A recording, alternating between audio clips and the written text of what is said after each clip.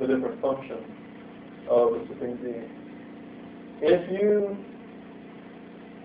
did what is exhorted in the pyramid text you are told that you must eat the gods and goddesses, you must learn how to cook them, you must learn how to prepare them for your meal.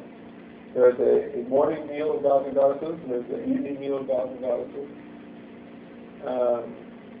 You as a fire art learn how to prepare them. And you know how there are certain condiments you put in your food, a little salt, a little pepper, a little onions, so it'll taste good. So all of those elements are your understanding of the spiritual practice, your practice of the religion, using your salt and your pepper, and you're learning how to cook the divinities, studying their myths, learning how they are, how they act, how they feel, how they think. This is why you practice studying the myths. And then consuming the gods and goddesses means that you are actually to internalize them. And just as when you eat food, as talked about earlier, you had breakfast this morning, you ate fruit, turns into life, sustaining force for you. In this concept, when you consume the gods and goddesses, you begin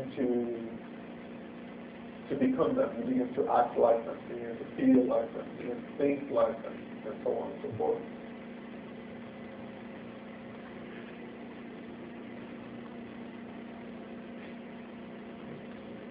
Just an X that I have through there, meaning that in Western religion they reject this part. They reject the gods and goddesses.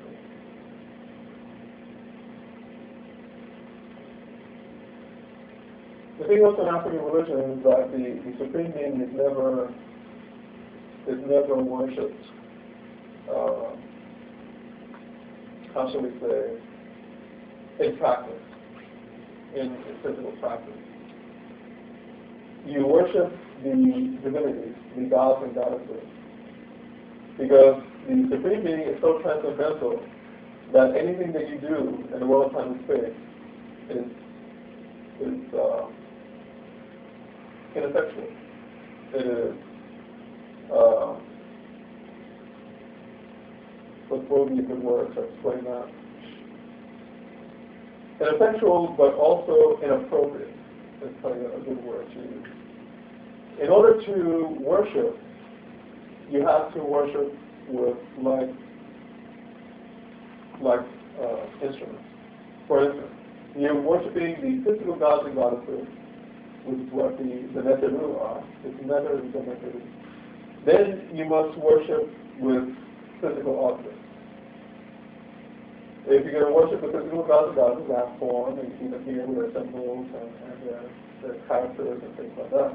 Then you can use incense, you can use divine water, you can use lotuses. But how are you going to worship the divinity that is beyond the physical world? In conception. How are you going to reach that divinity with divine water or with incenses or with chants even? It doesn't work. And this is why you need what is called, we have a term called Beth or Bath. Bath means form.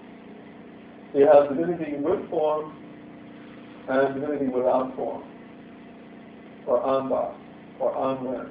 Divinity without name. This is the nameless divinity actually that's being talked about here. Without gender. These divinities here have gender. They have names, particular names, and particular hekau or chants for worship. And this is one of the teachings that Sage Abraham talks about in the book very extensively. The worship, the like worship for like divinity. So the divinities of the lower realm, these are called generated divinities, and the divinity of the transcendental realm is called a non-generated divinity. So you cannot worship the non-generated divinity with generated objects, generated items. And that form of worship is a very advanced form of worship. I talked about it in a series a few years ago, and perhaps we'll talk about it in the next session.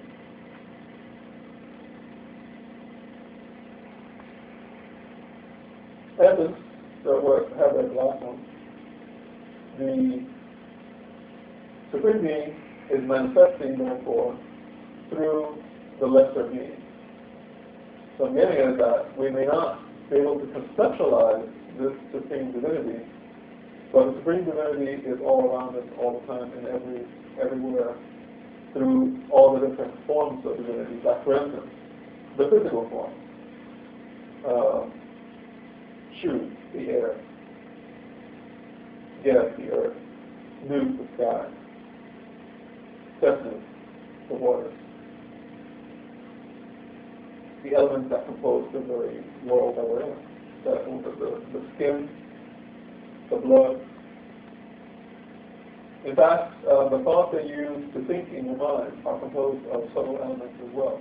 Subtle forms of water, subtle forms of air, subtle forms of earth, and so on. If you were to go on a fast for long enough, you would deplete your mind's capacity to think, because you're withdrawing the subtle elements. The essence of who you are, your soul, would not die, but it would not be able to use the mind to think through the world of time and space.